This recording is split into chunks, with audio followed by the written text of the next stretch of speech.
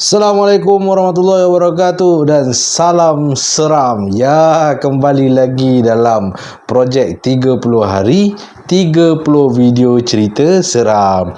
So, hari ini dah masuk video kedua untuk projek 30 hari 30 video cerita seram aku ni. Hari ni aku nak cerita pasal siapa pula? Okey, aku nak cerita pasal satu cerita ni di mana ada seorang pengirim ni, dia dah kirimkan kat aku lama dah cerita ni. Lepas tu aku tak teringat pasal cerita dia. Jadi semalam lah dia komen dekat aku punya Facebook. Dia kata aku tak pernah ceritakan pun pasal dia punya kisah seram yang dia dah kirim kat aku. So aku pun cari lah kan, cari lah, aku tak pernah cerita punya kisah seram dia yang dia kirimkan kat aku. Jadi hari ni aku nak ambil cerita si pengirim ni dan aku nak kongsikan dengan korang semua. Okay, so cerita ni berkenaan dengan kawan dia kena rasuk dengan sesuatu disebabkan sesuatu. So, apa sebenarnya sesuatu itu? Jom kita dengarkan kisah ni. Okay, so cerita ni dia tak bagi tahu exactly bila berlaku. Cuma dia kata kisah ni berlaku sebelum dia berkahwin lah.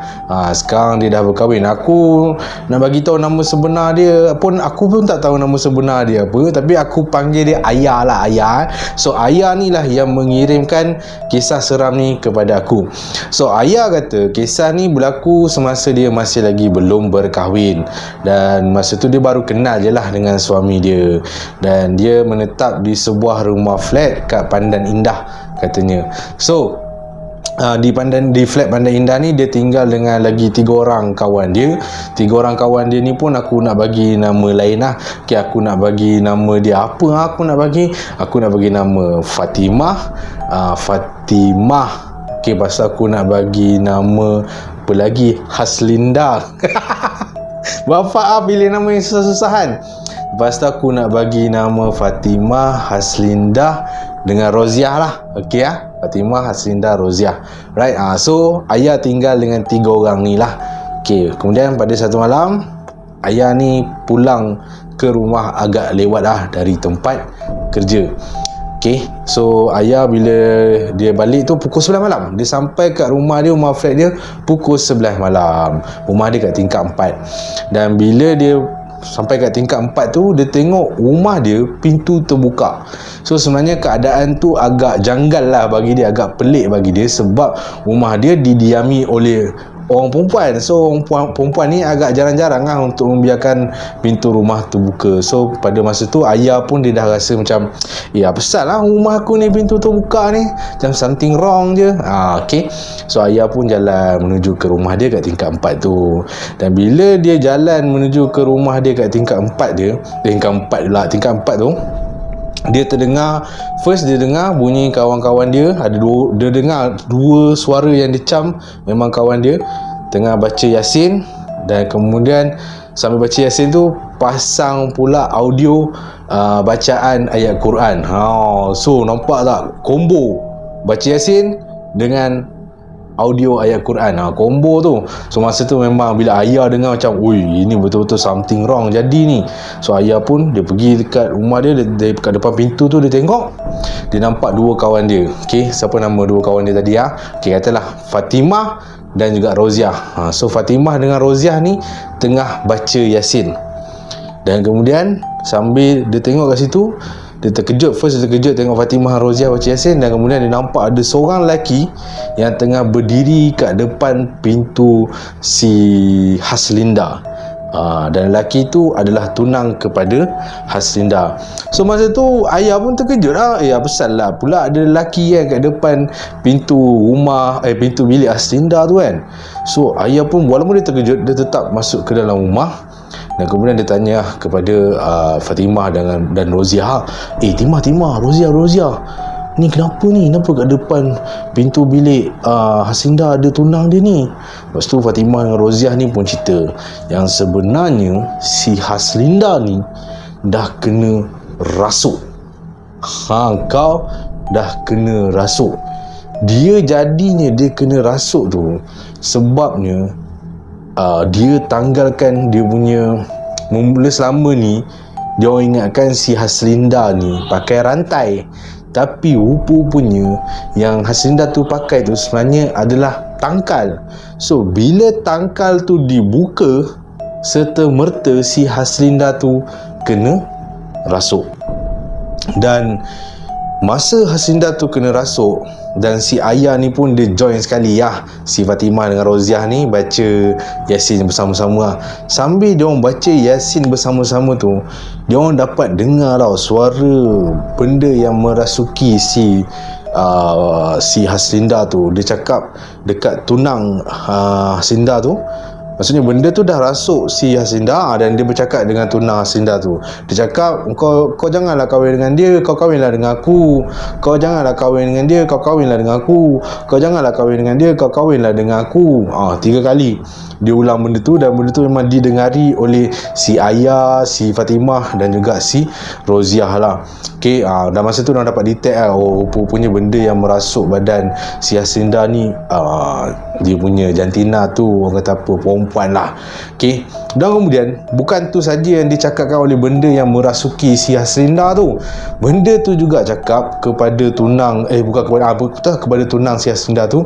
Benda tu cakap, yang kat luar tu tengah takut tu, yang kat luar tengah takut tu, dia cakap macam tu. Sebab yelah si Roziah, si Fatimah, si ayah tengah baca Yasin. So benda tu macam dah boleh agak mesti tengah takut ni kan.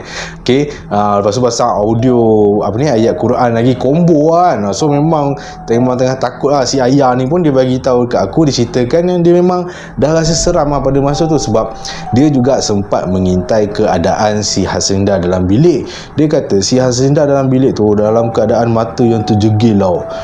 Kalau terjegil macam aku buat sekarang ni, mungkin korang tak rasa seram kan. Tapi kalau pada situasi tu, mesti kita rasa seram punya kan.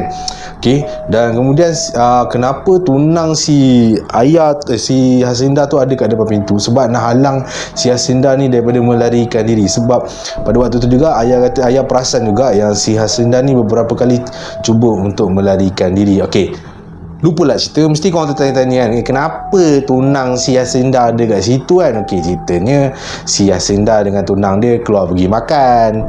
Balik daripada makan tu, tunang dia hantar sampai depan rumah, dan pada waktu tu lah si Haslinda tu tanggalkan dia punya tangkal. Masa tu tak sure lah, sebab si ayah tak ada cerita kat aku kenapa Haslinda nak tanggalkan tangkal tu. Mungkin lah dengan tunang nak hadiahkan rantai lain, jangan pakai rantai tu kan.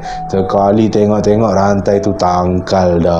So ada benda yang dah merasuk, and that's why lah si tunang Haslinda ada dekat situ. Okay, so sambil baca surah Yasin, dengar ayat Quran ni bagai, tiba-tiba